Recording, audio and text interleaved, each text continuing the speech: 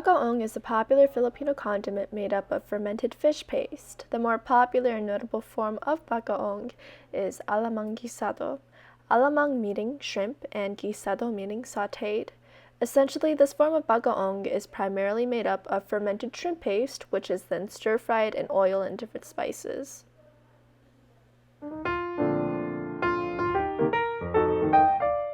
Though bagoong does not originate from a particular country, it can be traced back to Southeast Asia, which includes the Philippines. The actual fermentation process used in bagoong likely originates from neighboring countries of the Philippines. Some of the more popular variations of bagoong range from Lingayen, which is located in the Pangasinan Filipino province. This is because the humid weather in Pangasinan makes it ideal for making bagoong, with the Lingayen Gulf providing the ingredients for the bagoong. To make alamang guisado, you need krill, which are tiny shrimp, sea salt, oil, garlic, onions, sugar, pork, tomatoes, vinegar, and siling labuyo, which are Filipino chilies, and they're optional. Before making the bagoong, the krill used in the recipe is first washed and dried in the sun.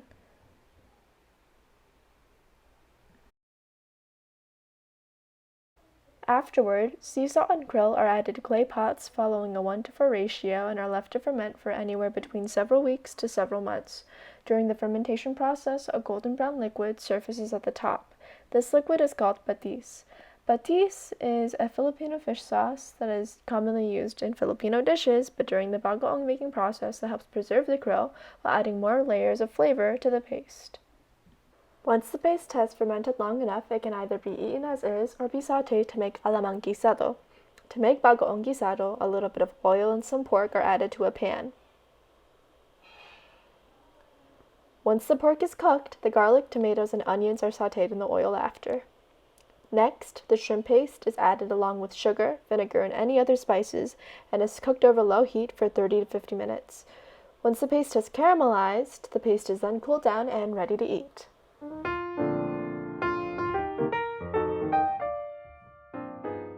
Bagoong has really strong umami flavors and is salty and sweet. Store-bought variations usually omit the pork, but homemade ones tend to include it.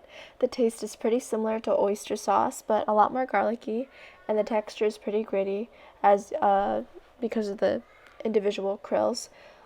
During Spanish colonization, a Spanish colonial official actually described it as stinky, rotten fish, and from a more Western perspective, this is a pretty common outlook on it. I personally really enjoy bagoong, and I encourage everyone to give it a chance if you have the opportunity to. It's really historically and culturally significant in the Philippines, and it's used a lot in dishes such as kare-kare or pinakbet. Pinakbet kind of like being a vegetable stir-fry, and kare-kare being a peanut butter-based stew. If you ever have the chance, try it. Nilagang Baka, also known as nilaga, is a Filipino beef stew composed of beef and vegetables. To make nilaga, you need potatoes, corn, napa cabbage or bok choy, garlic, onion, and pepper, any cut of beef, scallions, and beef bouillon cubes. To start, boil a large pot of water. As the water is heating up, begin prepping your ingredients, starting with the potatoes by peeling the skin. After peeling the potatoes, you want to cut each one into quarters and place them in a bowl full of water to prevent oxidation. With your corn, you want to remove the husks first, and then you could cut them into 2 to 3 inch pieces. But my mom has a cooler technique than me for removing corn husks. You could cut off a bottom portion of the corn first, as shown in the next clip, but if you want to struggle a bit, you can remove them by hand. If your knife is a bit dull, you can use a meat tenderizer to help you cut the corn. For the cabbage, you want to cut 2 to 3 inches off of the bottom, and with your remaining cabbage, cut them into quarters. Afterwards, place the cabbage in a bowl and fill it with water. For the scallions, you want to wash them first and remove the brown bottom bits, and then cut them into thirds. Peel the skin off of each garlic clove and smash each one with the flat side of a meat tenderizer. Cut the bottoms off of the onion, peel off the skin, and cut into quarters. Place a handful of peppercorns into a Ziploc bag and smash with a meat tenderizer. Cut the beef of your choice down to 2-inch pieces. We personally used beef shank for ours. If you have bones available, once the water begins to boil, you could add them into the water and it'll just add more flavor to your soup. Afterward, you could add in the pieces of beef you cut earlier and put the lid back onto the pot. Once you've let the beef boil for about 10 to 15 minutes, you could start adding in your beef bouillon cubes. As the stew boils, scum and fat begin to accumulate towards the top, and if you'd like, you can scoop that off, but that's completely optional. After about 30 to 40 minutes of boiling, or before your beef is completely tender, add in the corn. Before the beef is completely tender, be sure to remove the water the cabbage is soaking in. Another thing you have to do before the beef is tender is remove the bones if you added any. You could cut off the tendons or any little bits of pieces connected to the bones and add them back into the soup later if you'd like. Afterward, generously salt the soup or do so to your liking. Once the beef is just almost tender, you could add in those potatoes, and you could also add in those tendons if you used bones. When you could put a fork into your potatoes without much resistance, or when your beef is completely tender, you can add in the cabbage, as well as your onion, garlic, pepper, and scallions. After all of that, your nilaga is basically done. All you have to do is turn off the heat, put a lid over it for about 10 to 15 minutes, or until the cabbage and onion has softened and it's ready to eat. According to my great-grandmother, Nilagang Baka originates from Spanish colonization. Throughout Filipino history, the Philippines has endured years of colonization. While under Spanish control, Spain introduced food items like ham, chorizo, new fruits and veggies to the Philippines through the galleon trade. Through this, Spain has left an everlasting impact on Filipino cuisine. For example, Filipino dishes like flan, chicharron, empanadas, and lechon are Spanish in origin. Among these dishes is Nilagang Baka, which is likely a Filipino take on cocido, a Spanish beef soup. Typically, nilaga is eaten with calamansi, which is basically a Filipino citrus plant, patis, and siling labuyo, which is a chili.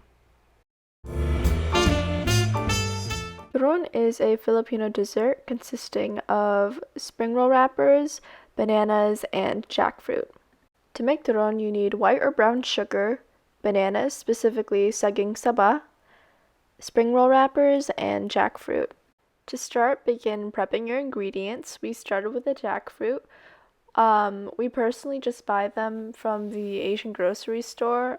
We use the Chow Queen brand, and all you have to do is cut them into little bite-sized pieces, or however you please, as long as they could fit into the spring roll wrappers. That's all that really matters. Some parts are a little jammier, so you don't have to cut them. Afterwards, begin prepping your bananas by peeling them. Make sure you use saging saba. It's a Filipino banana, and you know that it's ready to use for turon when there's brown spots on the outside. This just is a good indicator that it's sweet. Once you've peeled your bananas, cut them into halves. Remove the spring roll wrappers from the packaging and begin separating all the layers. This makes it easier when you begin making the turon. Now that you've finished prepping the ingredients, you can start making the turon. You place the spring roll wrapper in a diamond shape right in front of you, and then place a banana with a spoonful of sugar right on top. Then you add a little bit of the jackfruit. Make sure you don't go too overboard because it could burst while you're frying, so make sure you are pretty lenient on that. And then you lift the bottom portion of the spring roll wrapper first, and then the sides. And make sure you do this pretty tight. And then right after that, you roll it up again, making sure you roll tight, and seal it using the syrup the jackfruit came in with. Repeat this process with the rest of the bananas and spring roll wrappers. Once you've rolled up all your turon, you want to roll each one in a pile of sugar. Make sure you do this pretty generously because when you start frying them, it creates this really nice layer of caramelization on the outside. Using a large pan, fill it up with a little bit of oil and begin heating it up. You'll know the oil is hot enough to begin frying when you're able to put your hand right on top of the oil and feel a little bit of that heat emanate onto your hand. And once you're able to do that, place your turon into the pan and begin frying. Once the bottom sides of the turon start turning a golden brown, you can flip them over and start frying the other side. Continue this process until all sides of the turon are completely golden. When all the sides are completely golden, set them aside on a wire rack and allow them to cool down, and they are ready to eat. Many Filipino dishes carry on Spanish names, even if the dish itself is not Spanish in origin. This is the case for turon. Since Filipino cuisine is multicultural, it is difficult to determine the exact background for some dishes. Though the name turon originates from Spain, the actual method itself is likely from China through the introduction of egg rolls to the Philippines, but with adaptations that fit into the abundance of saging saba in the Philippine environment. During the Spanish colonization of the Philippines, some of the main goals were to spread Christianity and use the Philippines for trade. Through this, many Filipinos were forced to convert religions and fit into societal norms the Spanish government deemed appropriate. Ripple effects from this are still seen today, whether it be the Spanish names native Filipinos had to adopt or the dishes with Spanish names that Filipinos still eat to this day. However, dishes like Turon, Nilagang Baka, or the condiments found throughout Filipino cuisine like bagoong are evidence of the resiliency of Filipino communities as they transfer these wounds into dishes that brought them through oppressive systems and governments while also maintaining some of its indigenous dishes that are still enjoyed by Filipinos across the world. Thank you for watching.